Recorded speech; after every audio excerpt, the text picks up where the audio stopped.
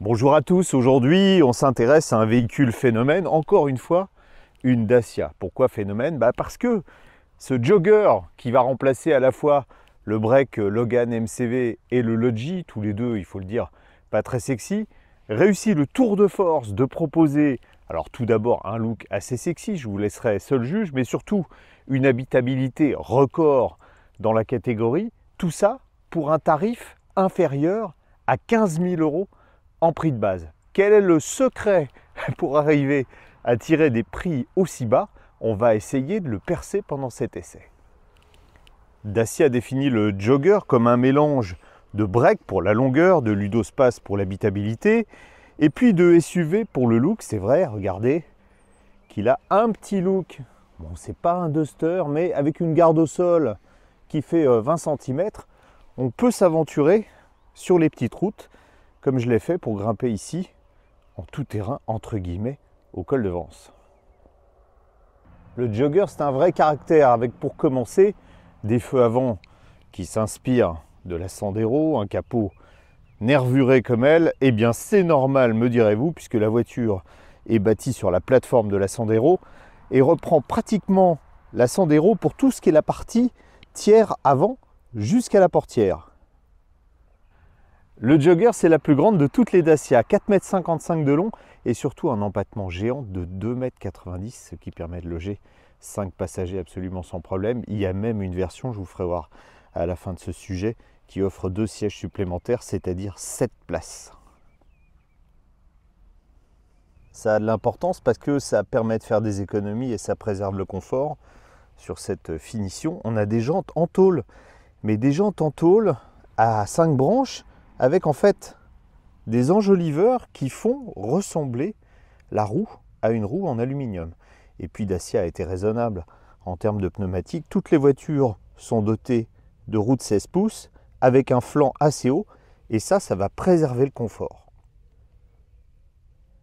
Dans la série des équipements malins, vous avez ces barres de toit, là, elles sont en position longitudinale, ce qui permet de préserver l'aérodynamique. Et en fait, on peut ici, alors il faut un petit outil, c'est une clé Allen, on desserre derrière ça, et puis on met les barres transversalement, et ça fait une galerie qui peut supporter des charges de 80 kg.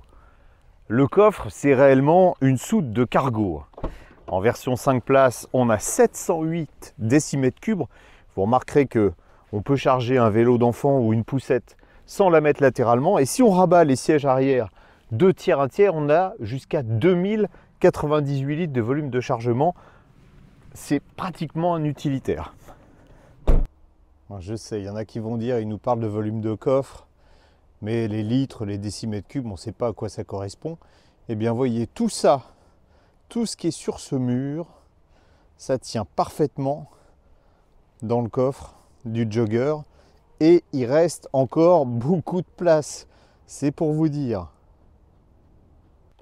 Vous voyez ici, on a un petit décrochement en haut de la porte. On a 4 cm d'écart par rapport à la vitre à l'avant. Pourquoi? Vous allez tout de suite comprendre. Ça permet de préserver une garde au toit importante à l'arrière. Là ici, je pourrais presque mettre un chapeau de forme. En tout cas, on a de la place pour les jambes, on a de la place en largeur, on a de la place en hauteur.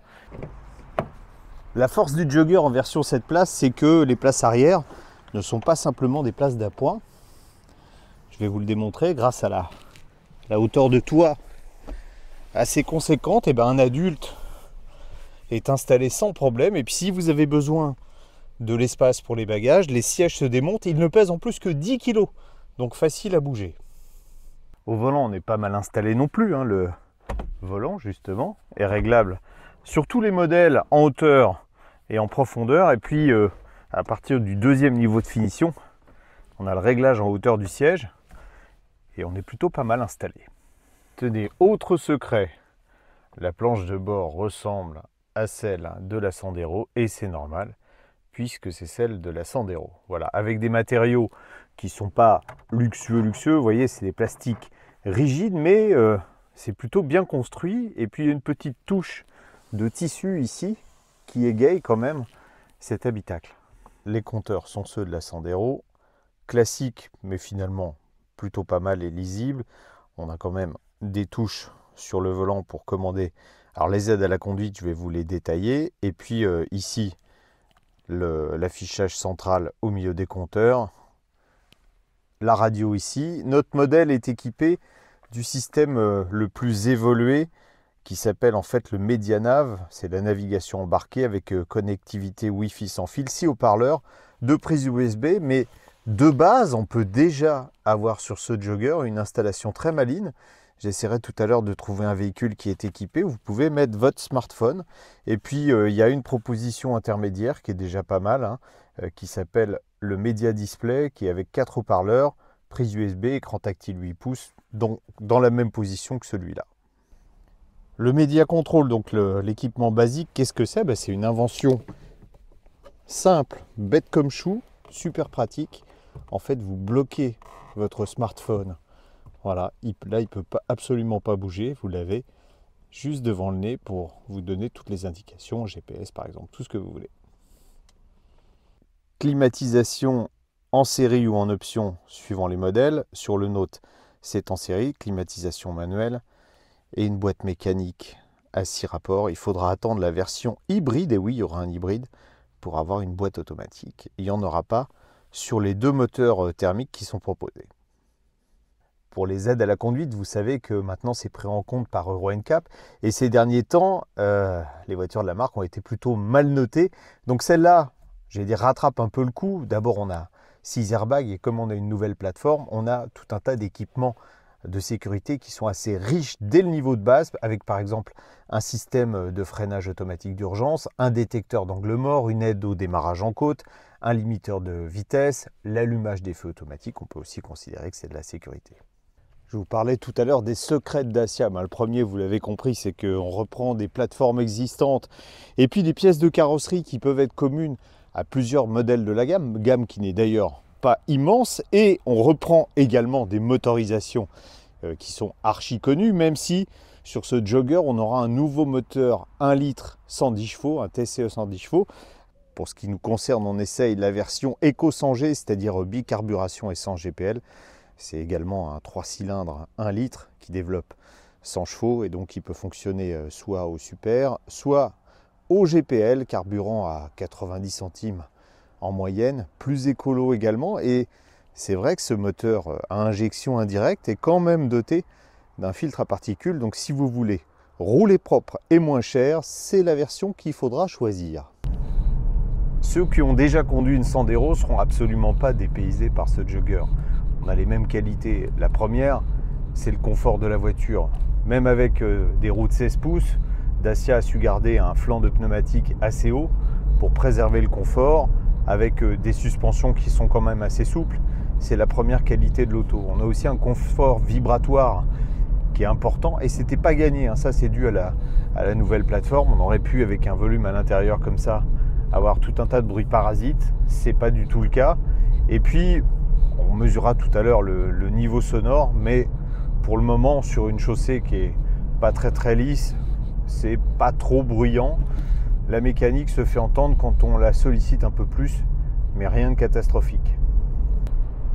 On se dit qu'avec un petit moteur 3 cylindres 1 litre et puis un véhicule qui fait quand même plus de 5,50 m de long, ça va être la misère sur les petites routes ou pour doubler. En fait, pas du tout. Pourquoi? Parce que vous le savez, quand vous partez en vacances au bord de la mer, l'ennemi, c'est le poids, qu'on soit en maillot de bain ou qu'on soit dans une voiture.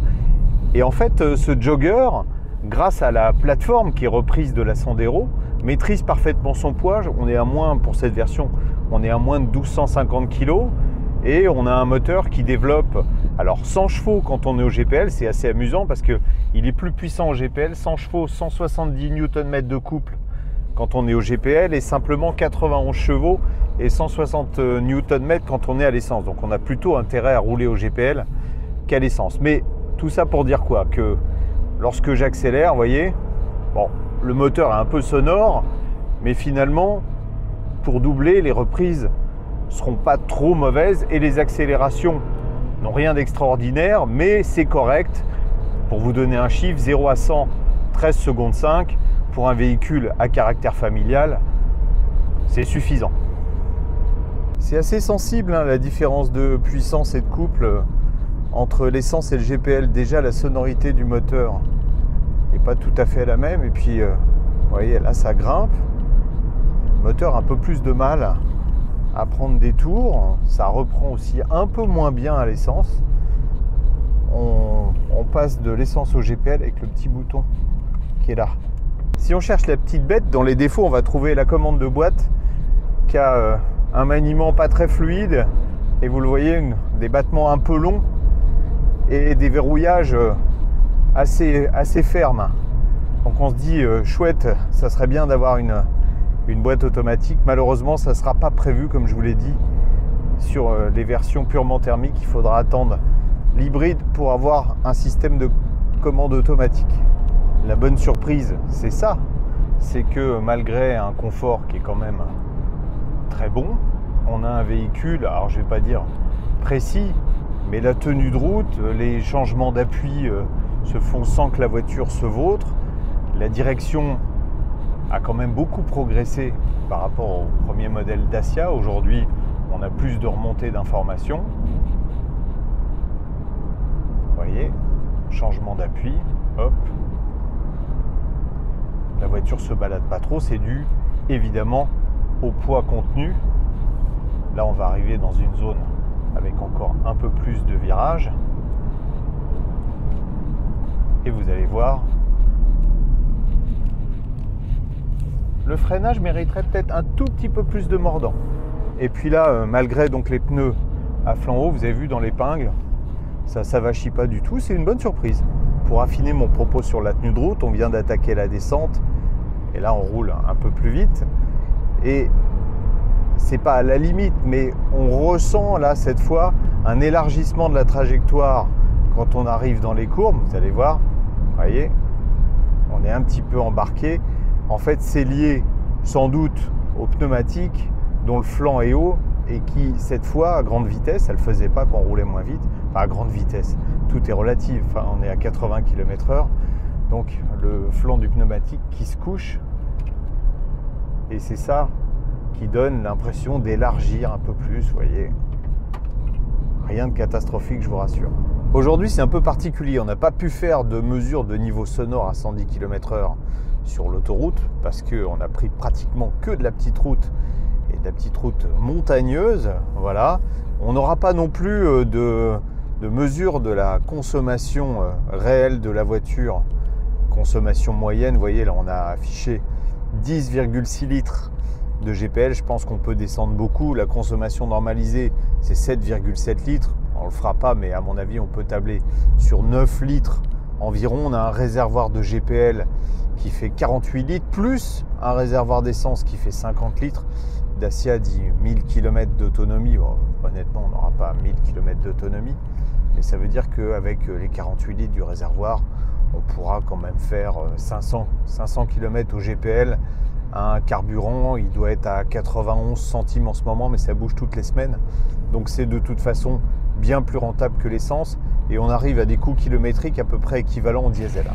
Au début de ce sujet, je vous ai dit que la gamme Jogger démarrait juste en dessous de 15 000 €. Et bien cette version qu'on va qualifier de la plus luxueuse de ce modèle, qui est la finition Xtreme Plus, qui est une série limitée avec le moteur TCE 110, coûte juste en dessous de 20 000 €.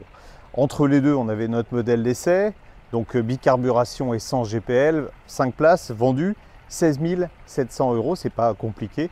À ce tarif-là, vous ne trouverez aucun autre modèle sur le marché capable de vous offrir alors un agrément de conduite, même si ce n'est pas la meilleure voiture du marché en ce moment, un confort par contre qui est extrêmement bon, et puis des aspects pratiques que vous ne trouvez ni sur un SUV, qu'on n'a plus dans les monospaces puisque ça n'existe plus, et avec un look bien plus sexy que ce qu'on peut avoir sur des multispaces.